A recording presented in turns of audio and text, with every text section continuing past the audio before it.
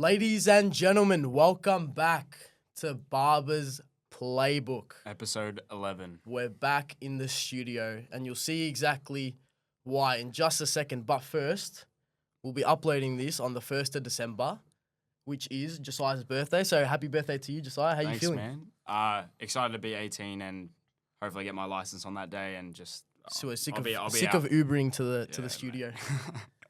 But yeah, good. let's get straight into it, man. We're genuinely so honoured and excited to be joined by the two masterminds behind one of the most, if not the most well-known Australian football media brand in AU Ballerz, Arnold and Guillaume. How are you, bro? You good? Very good. Arnold, yourself? Yeah, well, thank you. Yeah. We really appreciate you guys jumping on. You guys are flying to Sydney for 1x1 tonight. So, yeah, how's everything been in the last few weeks? Just must be pretty busy, eh? Yeah, definitely. It's as you know, trying to organise or being part of an event. There's a lot of moving parts. So, and the fact that it's in Sydney, we have to fly over, make sure we've got the equipment that we need. But look, we did it last year, so we're pretty much ready to go. Yeah, it's only right for us to start with tradition. Yeah, so usually we ask, what's your funniest barber or coaching experience? You start us off, Guillaume. I think I see the taper, so I know it's a... recently all my barbers have been on point, Yeah, good. but back in the day, I used to go to the worst barbers ever. It would be the cheap barbers at the shopping center where you get like $20 haircuts, and they would just you'd tell them what to do, and then they'd do something completely different. And once my friend actually went to one of them, he told the barber what he wanted, and then they said, "No, I'll do something better for you." Yeah, I've heard of people doing that. Like one of my mates went to someone and it was like, "Oh, can you take a bit more off the top?" And then it was like, "Nah, it looks good like this," and he just doesn't do anything else. And I was like, "What?" What about yourself, Arnold? Well, as you can see, I probably haven't had a barber experience for the last sort of 20 years. But yeah, when I did have hair, this is back in the day, I had a mullet and all of that stuff. So Oh, wow. yeah, but those days are long gone. What about coaching? Any experiences with a coach? Like when we had Jerome on, he was telling us his coach would actually ref his game sometimes when he was playing Metro. But yeah. I think the coaches I've had in the past haven't been the most memorable, but one I did have back in under 12s, I would say. One of the dads, American, his name's Jeff. Shout out Jeff. The best coach I've ever had, honestly. He gave me all my confidence. He knew the game so well, and yeah, that's my best coach I've ever had. Take us back to the start, man. Your exposure to football growing up, because Arnold, I'm pretty sure you didn't play, did you? So why was it that Guillaume started playing football? And what was your kind of exposure to it? In year one, so in prep, I would play footy because my friend's dad was actually a assistant coach of Hawthorn. So all I knew was footy. But then in year one of my friends liked soccer and he got me introduced to it. And at lunchtime and recess, we'd play. And then that same year at age 6, I started playing for a club with my friends. And we would win every game 13-0, 14-0. And I think that's where my love of football came. See, I was on the other side of it. I was losing 13-14.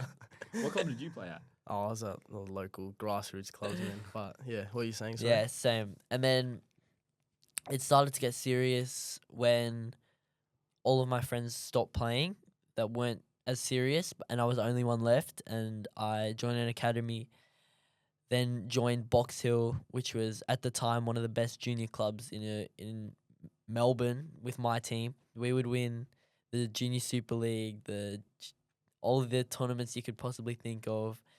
And then really NPL was where it got the most serious. And the same year that I started NPL, I started AU Ballerz, which was last year. Yeah. So everything got so busy. And yeah, just... You said last year that your goal was still to reach that next level, the A-Leagues and stuff. Is that still amongst you? No. No? Yeah, it hits you, doesn't it, man? I felt the exact same way, and then I was like, I'll be lucky to be playing NPL. What about you, Arnold? How was it like kind of navigating him through football? And because obviously I'm sure your experience in football was kind of building at the same time as Guy. Yeah, definitely. So I couldn't play football to save my life. Yeah. So it was just purely following his interests, what he wanted to do. So it did pretty much start there with finding clubs, what it means, and then looking at academies, even as serious as going one-on-one training. But then you do fall into that sort of rabbit hole of one-on-one training, academies, playing for the best team. I think it's self-imposed, and sometimes it's sold to you. Yeah. So, yeah, the good thing is he did stop playing AFL because when they started tackling, I thought, Yeah. as a parent, it's a bit rough, and I was glad he shifted to football. Yeah, that's good. Guy, did you think that, as you said, it's not obviously the goal anymore? Did you think it was more so when you started AU Ballerz, your focus kind of transitioned away from playing to more media? Is that why you think, or is it just getting older kind of becomes reality kind of hits you? I think definitely that's a factor, and just understanding my priorities and what I need to focus on to take me further in life definitely helped me make that decision. And obviously every little kid's younger, age 5, their goal is to play in the Premier League. But now I know the reality of football. I know my priorities, and I know But are you still playing? No? Last year you were playing last year, right? Yeah, well, halfway through last year, I dislocated my kneecap and tore my MPFL. So I've been out for about 6 months now. And so this season, obviously, a lot of things happened. He got injured. I think that put a bit of a doubt in his mind. I think confidence as well. Definitely. And I think the reality, as Guillaume said, you really need to be the 1% of the 1% to make it and do really well in football, not only in Australia, but overseas as well. We saw it during the trip to England and France this year, the quality there, and that's who you're sort of competing with if you even want to go overseas. Let's talk about that trip actually with Global Football Network. How did that come about, first of all, and how was that experience? Yeah, so I can talk to, I guess, the business side, sort of the connection. So Global Football Network, they kindly reached out to us saying that they love what we're doing, how we highlight sort of young Australian football talent. And funnily enough, Guillaume had trialled with them a couple of years ago. Just was an opportunity for us to go. But this time around, they were kind enough to sort of help with costs for us to go. And I think it was just the perfect time for us to go with AU Ballerz. Also, he's in year 10, so it didn't impact his school that much. So I think it was a great opportunity, and also for us to sort of showcase some of what talent there is in England anyway. Guy, how was it for you, and what was the experience like? it was amazing. The best part was definitely going to the stadiums. And the most memorable game was Arsenal vs Man City, the 1-1, where we equalised in the last minute. It just felt so real. Like, you see all the games on the TV, even highlights on TikTok, Instagram. But when you're actually there, you really realise how big this sport is and how many people would die for this sport. And I compared it to the AFL where you get 100,000 people on grand final day. That was a percentage of what Emirates was, and Emirates doesn't even hold that many people. It holds 60,000. And at the footy, you have, even the A-League here, you have 4 sides of the stadium, and one side of the stadium is cheering for a team. At the Emirates, the whole stadium, except for 2,000 Man City fans, were cheering for Arsenal, and it was the loudest roar I've heard in my life. Even in France at PSG, it was a League One game on a Friday night. The stadium was full. There was chants. Both sides of the stadium were going crazy, and it was just realization that how big this sport is outside of Australia. So did you guys film at that game? No, we didn't. We didn't film at that game. We got really good seats actually. Oh, yeah, My mum's cousin got us seats in the corporate area, which was Wow. incredible, and we got to go on a little part of the pitch at halftime. Mm. But that was incredible. England and France, the games there were incredible. For those of them listening that don't actually know what you guys were doing there with GFN, can you talk me through that? Yeah, so we were following the kids who went from Australia to England, and because they would play games against different English academies, and we were following their games, how they would go, even at the hotel they were all staying at, following the journey of them playing there, doing a few stadium tours with them, and just showcasing the full experience to everyone who might want to go in the future. Guillaume was supposed to play in that, but he did injure his knee, so Yeah. he became a spectator in Yeah. the end, which was How have you unfortunate. found that actually kind of, because it's one thing when you hear people retiring or quitting, you know, like especially at our age in year 12, right? A lot of people quit and they kind of fall out of love with the game, but you're still involved very, very heavily. How have you kind of found it? Like, has it eased that, eased the transition a little bit from going from playing into a different role? Because you see so many people going from playing into coaching and things like that, you know, like the kids start playing or something like that. How have you found that transition? The injury definitely helped with the time management and that switch over to focusing my attention 100% on media. And it's the sort of thing where some people choose to stop playing or move into a different field. This one was, I didn't get a choice, so it definitely helped with me not falling out of love with the game.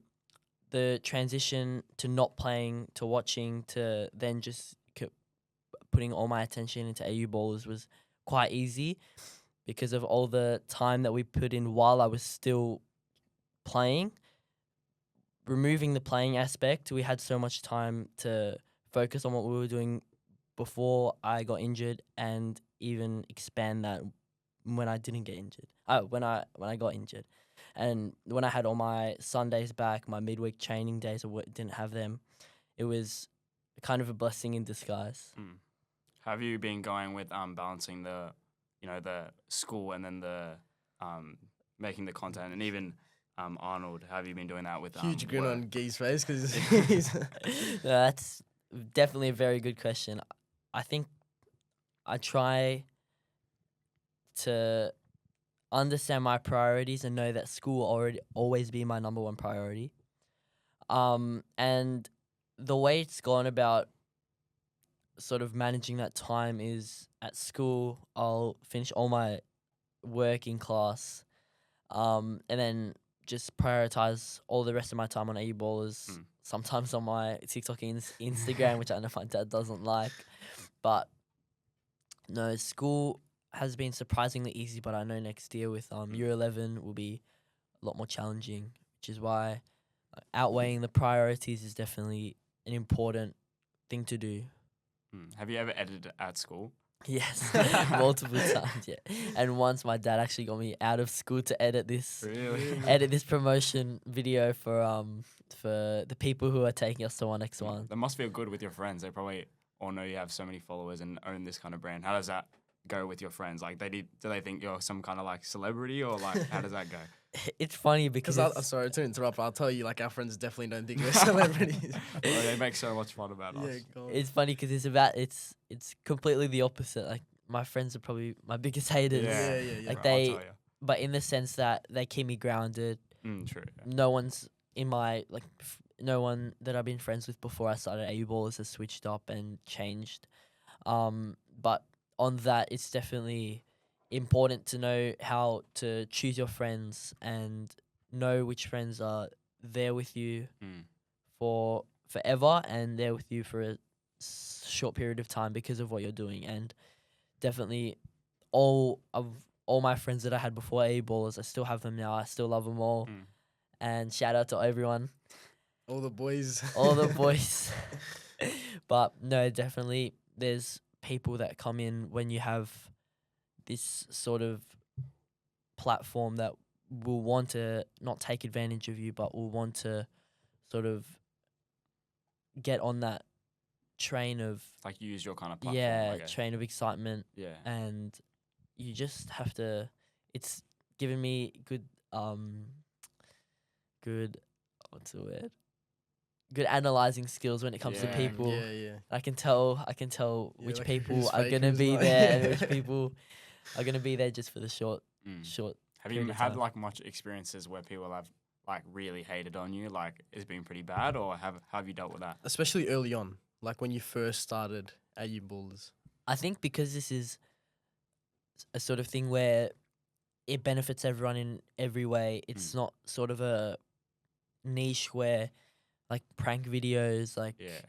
videos which make other people look bad or make even yourself look bad. It's one that highlights football in Australia, and because football gets no support from the government or anything in Australia, and all the football players want the support, I think what we've built is definitely something that helps everyone. And because of that, everyone's been so amazing with it. Everyone loves it when some people come up to us and just thank us for the work we do, which is always the best part of my day whenever it happens.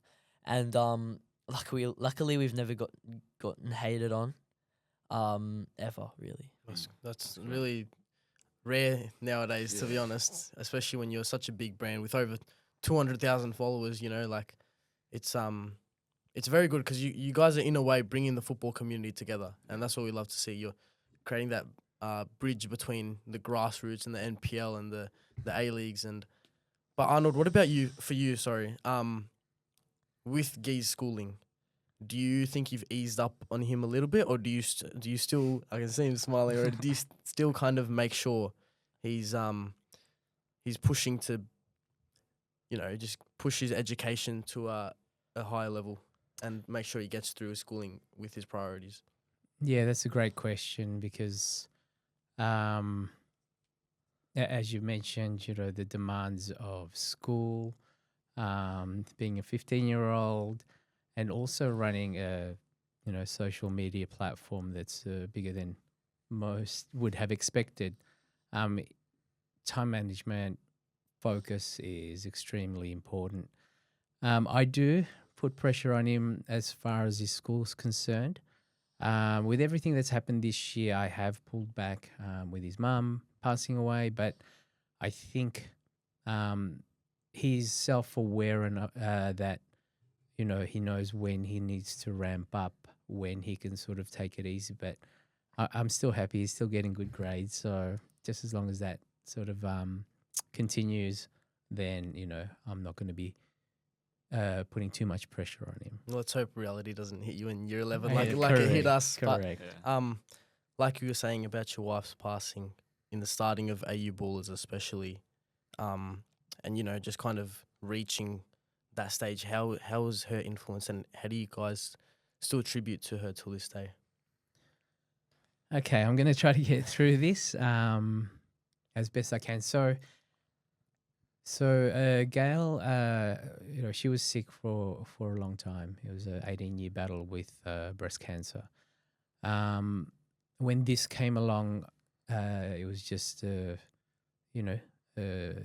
dad and her son. spending more time together. Maybe she had a feeling that this was something more than just, a hobby for us. And she was a big part of this. She encouraged us to do a lot of this. She gave the go ahead to buy thousands of dollars worth of equipment, without hesitation. Because I think she knew that this was more than just a hobby. This was a bond between a father and a son.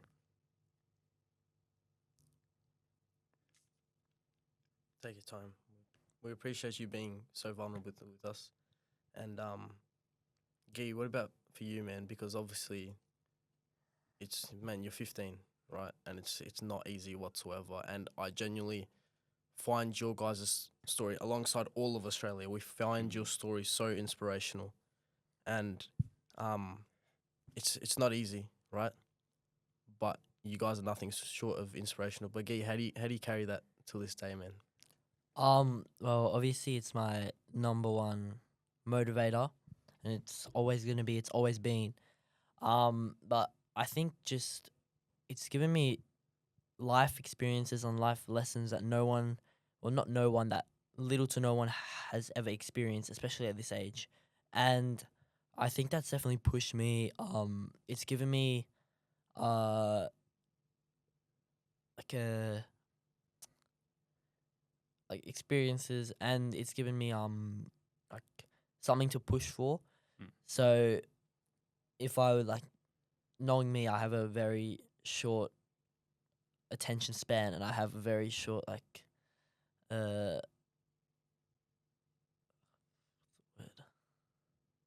attention span, and I know that a lot of things that I do, if I can't be bothered to, I won't. But it's definitely given me that push to never stop it, and just make her proud as well. When I first heard of this story, I kind of linked it back to myself because my grandpa passed away the day before my 17th birthday, and my father was overseas for almost 8 out of 12 months. And till this day, the reason why I find you guys' story so inspirational is because, one, you guys have shown publicly that whatever you guys are doing, in a way, it's a tribute to her, and it's all possible because of her. And secondly, you haven't let that been a reason for you guys to call it quits. And No, so I think what people need to understand is that when we started this, this was in January last year. Things were pretty stable with Gail, but she had her ups and downs, and as you can imagine, building this over 12 months, it took us away from her, a lot. Weekends we'd be filming, editing in the evening, but she encouraged this. She was actually telling us, you need to start posting more, you need to go out.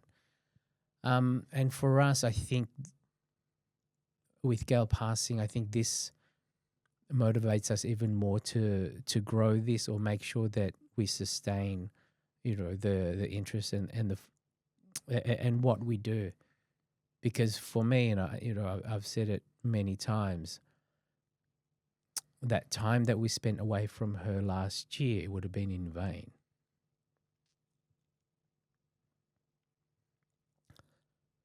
If we were to let this go.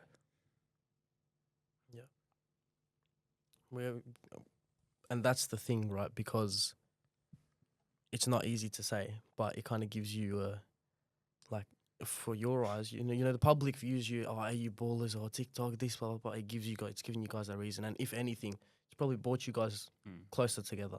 Absolutely. And that's it's so inspirational. And it's the things that, the public don't see. That, it's just a media brand, it's just a kid and his father, filming on the weekends. It's a lot bigger than that. But Guy, as you were saying before, sometimes you don't feel like filming, and she kind of, do you think because we've started this podcast, right? And it's been a hobby for us, right? We'd love to become a huge podcast, but it's been a hobby, and that's what's still keeping us going. Sometimes it has felt like a chore, and that's what kind of pushes us away from it a little bit.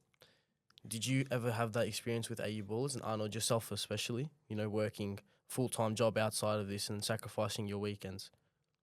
Yeah, I think, well, definitely at the start as well. It was just a hobby at the start. And I think sometimes, yeah, it would just, for me personally, it'd feel like a chore. Like, oh, I have to go to this game, or I have to edit this, or we have to make an appearance here. But I think, obviously, with all the experiences that we've had, it's feels like a connection now, and also, um, knowing how far it's gotten and knowing that there is no ceiling really when it comes to social media, we can keep on going and we can smash it out.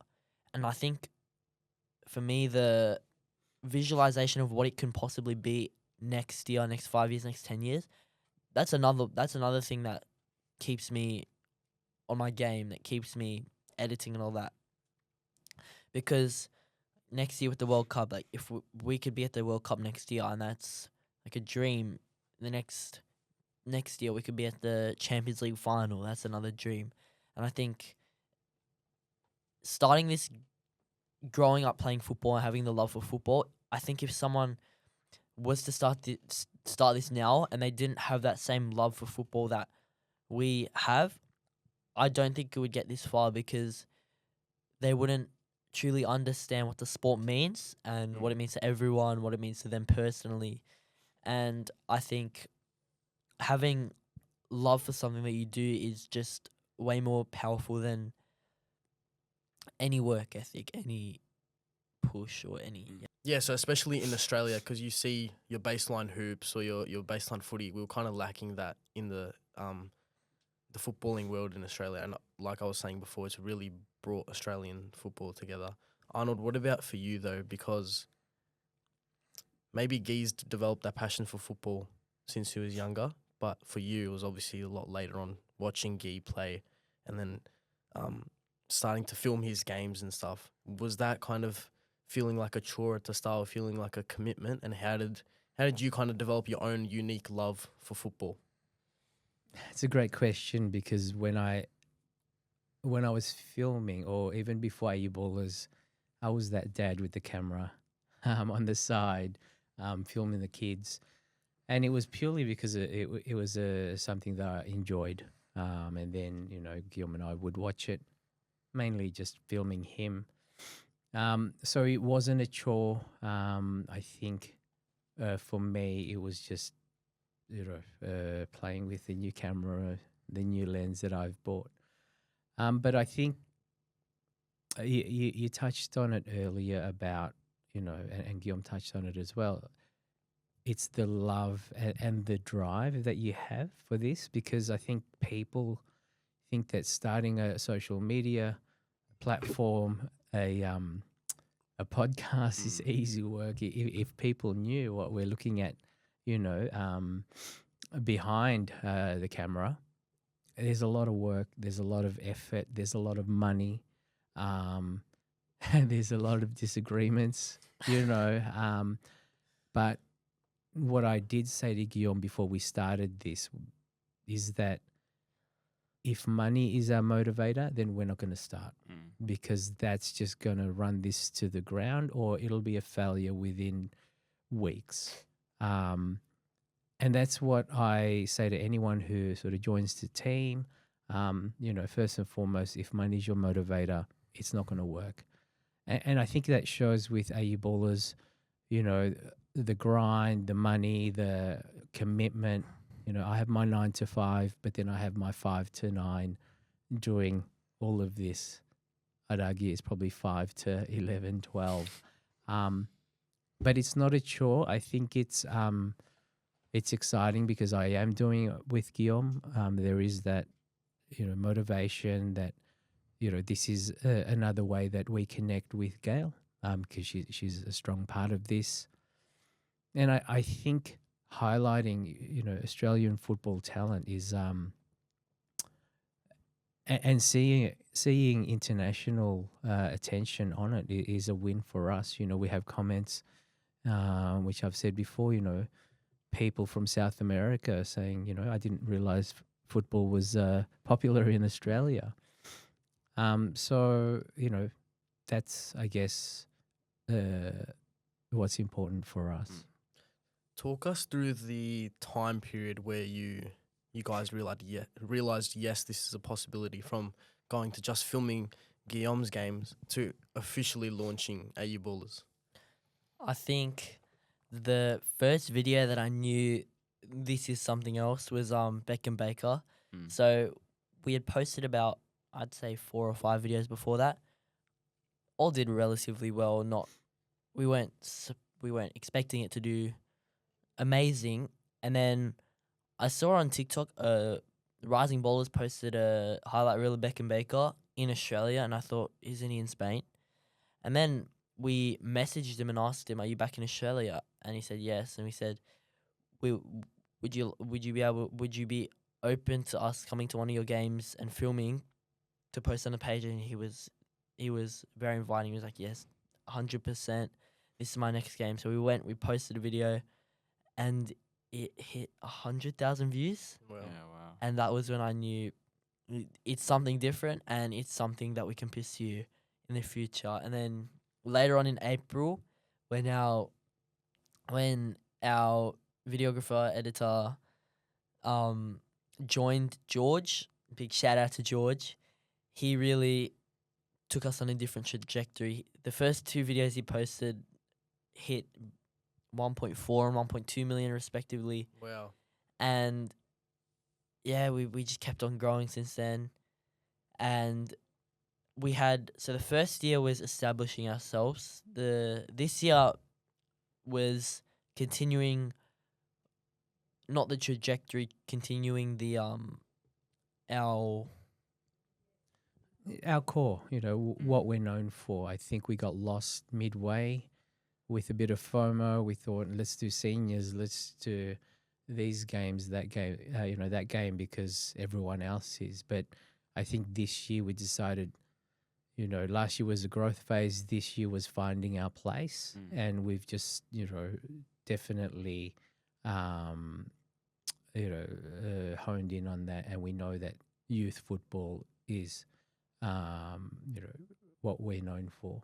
And next year, year 3, will be our dominating year, which is the year that we fully establish ourselves as the home of youth football in Australia.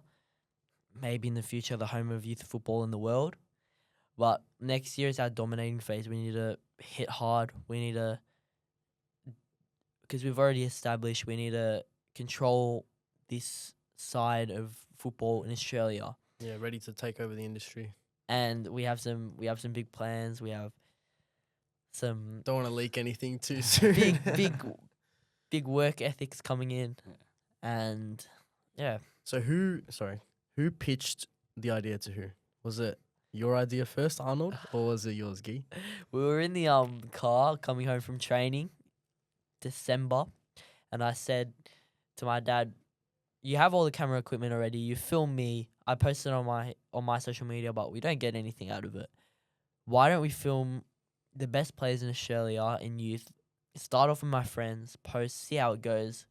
And we went to one of my friends' practice games, posted him. That video, he shared it to his friends. They shared it to their friends. Everyone reposted on their story. And then from there, it went to message requests, coming to my game, come to my game, come to my game. We went to those games. I'm in those DMs somewhere, man. Come to my game. And then when we post that person, come to this game. And then really it got to a point where we have so many message requests that we needed to decide that we're not going to go to games that people ask us to. We're going to go to the best games of the week. So we're going to really highlight the best youth footballers in Australia, because after all, our name is Best Youth Footballers in Australia, and it's a sort of thing where if we were to charge kids, because we don't charge kids not whatsoever to get on the page. If we were to charge kids and if we were to go to games they ask, we could have someone playing low leagues of Melbourne or Sydney or any state and say, come to my game and I'll pay you a few hundred. And we've had that before. We've had someone say, I'll donate 100 I'll donate a few hundreds if you film my son. But it's a thing where if we were to do that, then our name would become absolutely nothing. Our name of best young Australian footballers would mean nothing. It's the fact that we go to the NPL 1 games, the junior boys NPL, junior girls NPL top games, and post the best players that really divides us from any other page that would film kids and charge them. What do you think's the most crazy game you've been to, like closest Ooh. game or filmed or?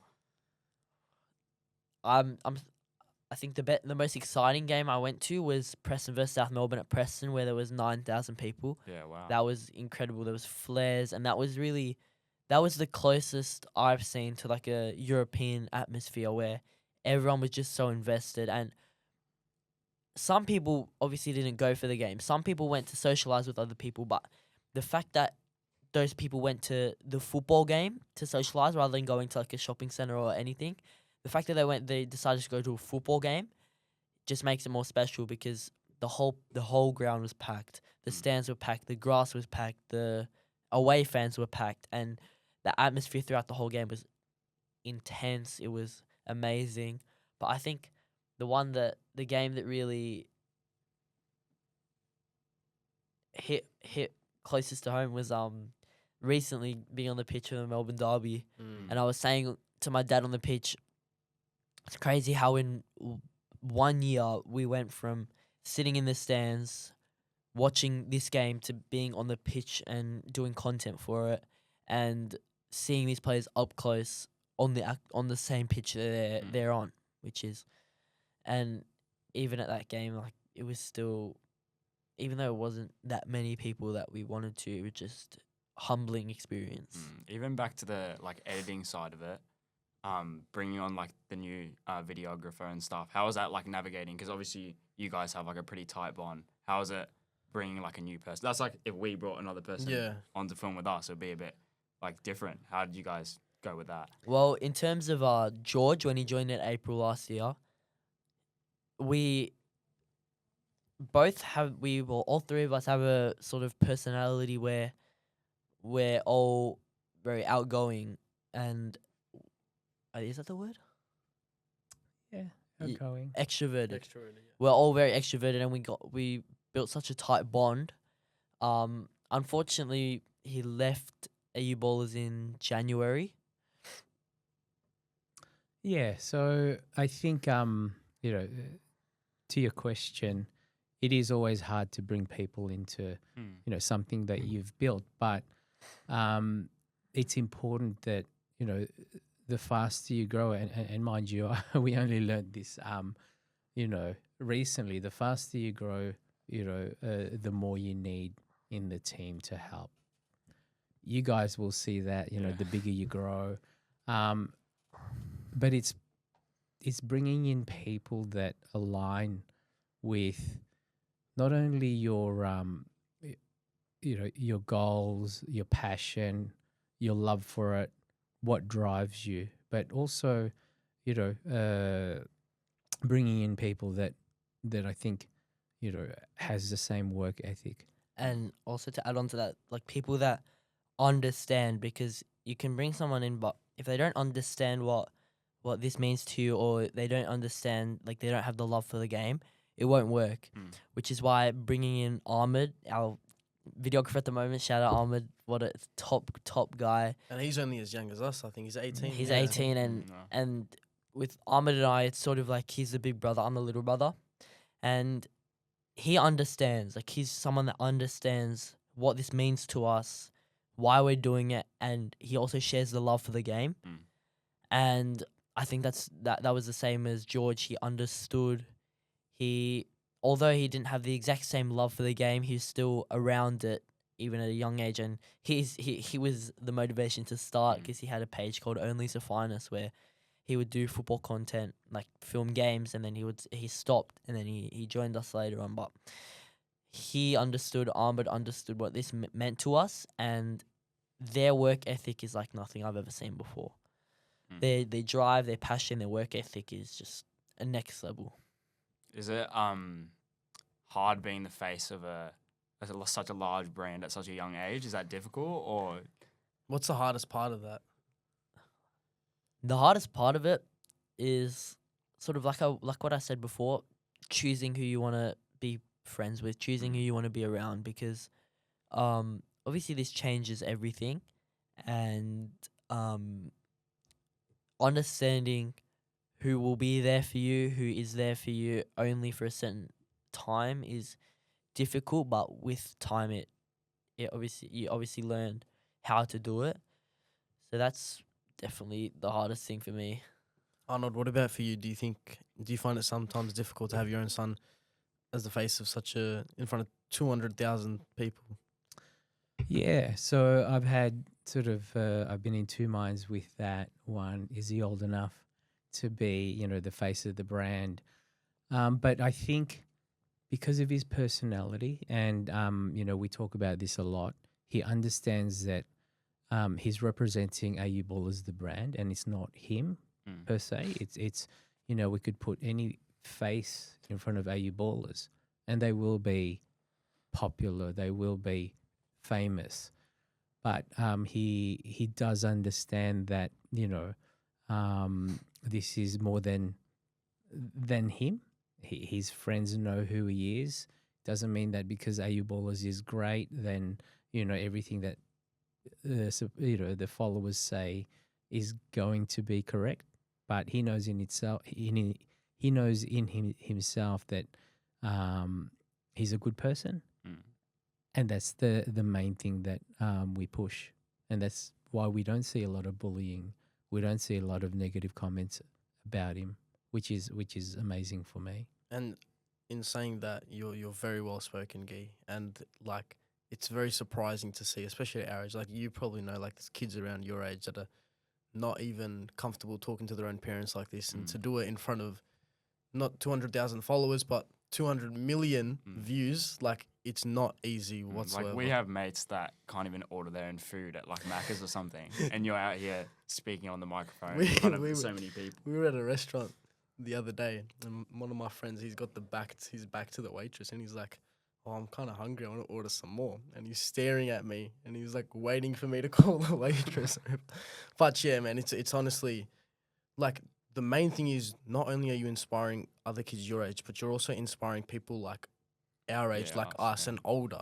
And it's truly something to be proud of. And it's amazing to see, and Arnold, hats off to you because of this, but it's truly amazing to see how grounded you are and how humble you are about that. So even just in a general sense, your story and just how much you bring your values, especially not charging. As soon as I heard that, I was like, wow, like that's crazy. Your content, I've been watching your content on YouTube, bro. I'm not that big of a soccer player, but I enjoy watching it. I'm like getting you guys in here and just seeing how down to earth and just great people you are. like so good. we're guilty of watching you guys in class.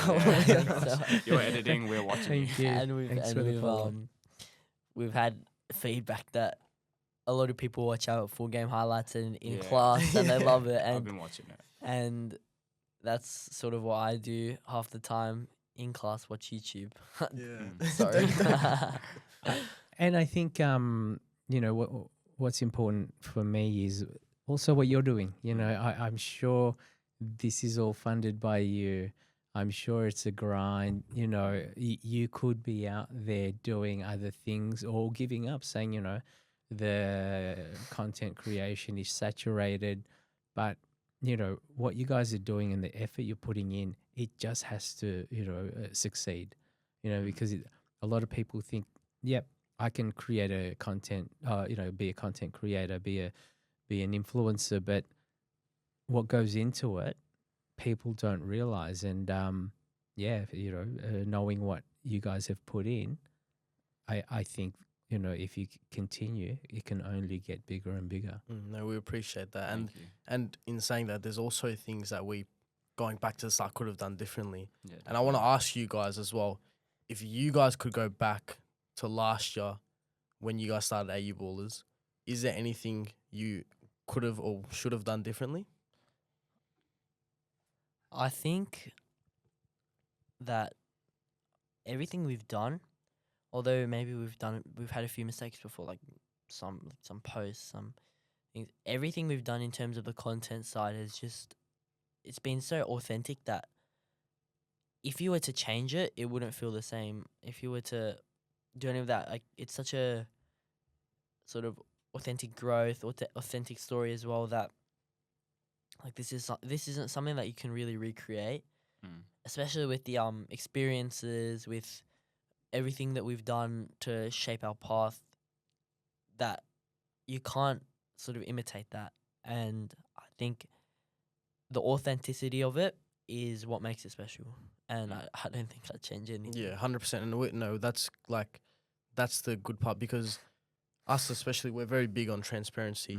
And I think the more transparent you are, the less likely you are to want to go back and change something. But Arnold, what about yourself? Yeah, look, we're still on the journey, so we're still learning. We've had a lot of lessons. We've had a lot of success. I think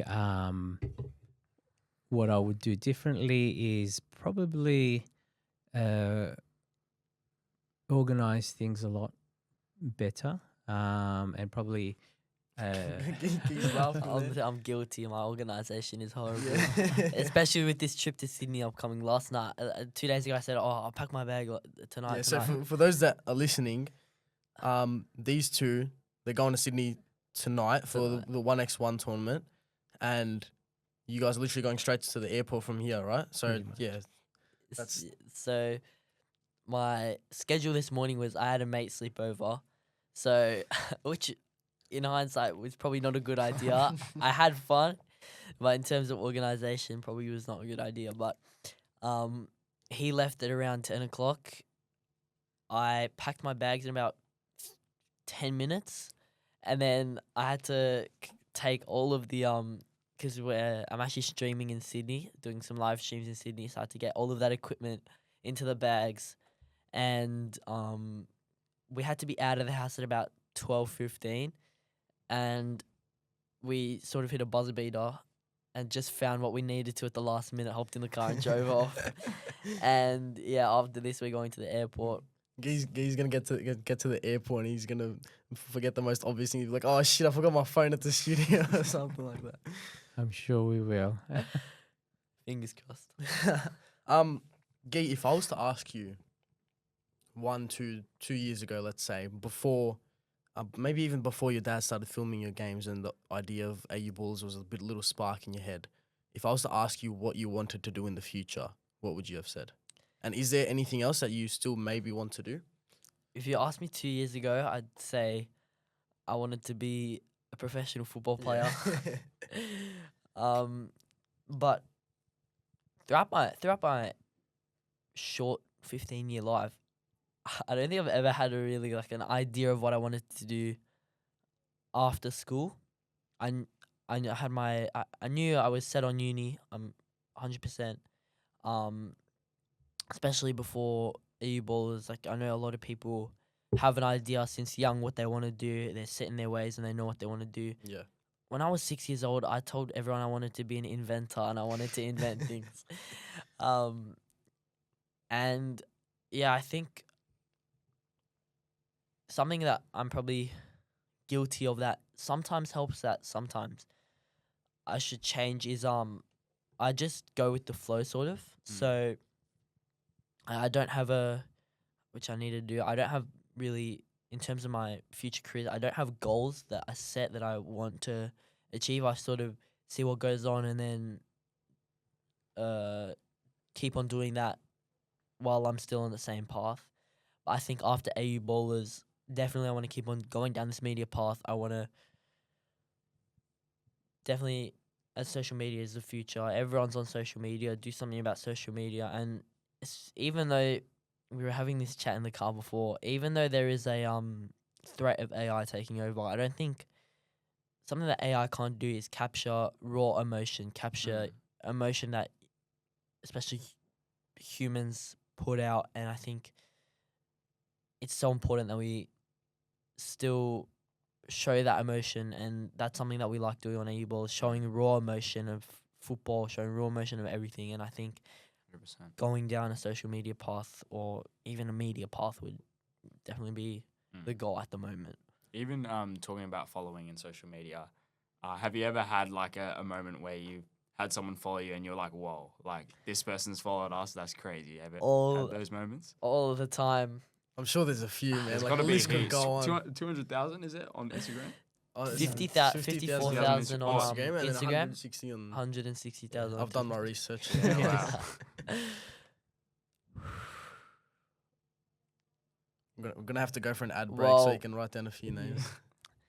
I have some on my phone actually, but one that obviously stands out to me is we're AU Ballerz. We're the best young Australian footballers, and one that stands out to me is Nestori Rinkunda, Oh my because he's goodness. he's the AU baller. He's the epitome of an Australian young footballer. That is what the kids strive to be. We've had Melbourne Victory follow us, which was at the time was insane for me, being a fan going to some Melbourne Victory games, A-League following us, Melbourne City as well, even though I go for Victory. Who else? I think strategically for us, the big ones are Football Australia. You know, we've done collaborations with them. SBS has, you know, done some collaborations with us, and it's specifically for young footballers. So I think we're now getting, you know, that the credit that we are the place to go for young Australian football talent, and you know, that is a huge compliment, you know, for us to even not only get followed but also collaborate on their content. So, you know, they're the things that we realize, you know, we're onto something. And, you know, some of the bigger names I know, Guillaume would just scream from his room when we get some big follower. I don't know half of them because I'm with my age, but yeah, I think it is a compliment to us, you know, a huge compliment to get followed by these, you know, big profiles. Surprisingly, on my LinkedIn and my personal LinkedIn, surprisingly, I'm friends with Logan Paul on that, which Are you is serious? That's which crazy. is like I saw it at school, and I just ran to the bathroom and called my dad and said, "You won't believe what happened." That was like a shock to me. And Dan does footy, Daniel Gorringe on LinkedIn as well. LinkedIn is the best. Yeah, LinkedIn is the best. Man. Even I've got a few things on LinkedIn, like obviously not Logan Paul, but like yeah, LinkedIn's a bit of an ego boost for me. Speaking of Logan Paul in America and the World Cup, if you guys were to go to the World Cup, what would that look like for you guys? And would you, even if it's not through necessarily a AU Ballerz way, would you guys still consider going? I think the only thing for me is year 11. Yeah, I just fair need to focus enough. on that. But I've spent hours up at about 2 a.m., 3 a.m., cover your ears, sorry. Just like on my phone, like on my notes app, just planning like if we were at the World Cup, what we would do. I think the one that really would capture everything is like, because we do interviewing fans from every country. All the countries at the World Cup would just be the cherry on the cake. Is that the Cake on the cherry? Cherry on the cake. cherry on the cherry on top? Just capturing, like I said, raw emotion, capturing what it means, what football means to people. And definitely I would also like to do a bit with the Australian fans that travel over, just showing what football means to Australians, to the government who don't fund who don't fund football at all, showing what football means to fans, what football means to people, what football means to the players, that could get a boost in funding in Australia, that could get a boost in viewership, that could get, I mean, we're already the most played sport amongst young people in Australia. So just showcasing a raw emotion would be Yeah. Arnold, for you, are you ever afraid that since Guy is doing all this stuff at a young age and such a high work ethic, I guess you could say, are you ever afraid he might burn out, or is that kind of a difficult situation with that? Yeah, so I think I know what Guillaume's capable of. You know, he's he's articulate. He is intelligent, and I will only ask him, to be the best person that he can be. So I don't push him any further than that, but I know he has a pretty high ceiling. So for me, it's not about pressuring him, to a point where, he does suffer burnout or it strains our relationship. First and foremost, I would drop this in a second if it affected our relationship, if it got in the way of his ego. But I think, he will tell me. We have this understanding that if I'm pushing too hard or if I'm putting too much pressure on him, he will tell me. And we've got a really strong bond, especially with everything that's happened. And, for me, my priority is, Guillaume, and also, the relationship that we build out of this. And it's a positive relationship. I want him to love me when he's 20, 30, 40, not, resent me for pushing him too hard or pushing him to do something that he doesn't want to do. And the way you raised him, I'm 100% sure that he'll abide that. And Thank you. we take our hats off to you. Just a few quick fire questions, Guy, just to wrap up. Early World Cup predictions. Who's winning it all, man? France is winning. France I'm is half winning. French. My mum was French. France is winning. I think the ideal route would be top the group, beat Portugal in the round of 16, Germany in the quarterfinal, England in the semi-final, Spain in the final. Just destroy all the big nations, lift it, bring the World Cup back to France. This That's guy's my- seen the future, man. He 2018. knows who's raising who, everything. If that happens, you have to pull this clip up I will. and I will. And we're going to go viral, man. How far is Australia making it? In my heart, I want to say semi-final. In reality, I know that Nesri Irinkunda is taking us to the semi-final. Just last question, man. Last year on Sudan and Buddhist, you gave us 5 ballers to look out for. Give us a few more. That maybe that list has changed, whether they're still in the NPL, whether they're breaking into A-League teams. Give us a few ballers that are about to take over Australia and even the world. Well, the 5 at the moment, obviously all the 5 from last year are incredible. And in a sense, they've already sort of made it.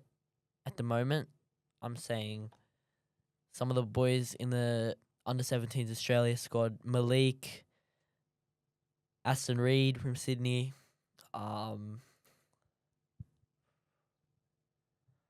Beckham Baker, of course, he's going to be... That's your guy, man. That's your guy. He's Got to a- stick by him. He's going to be on the list always.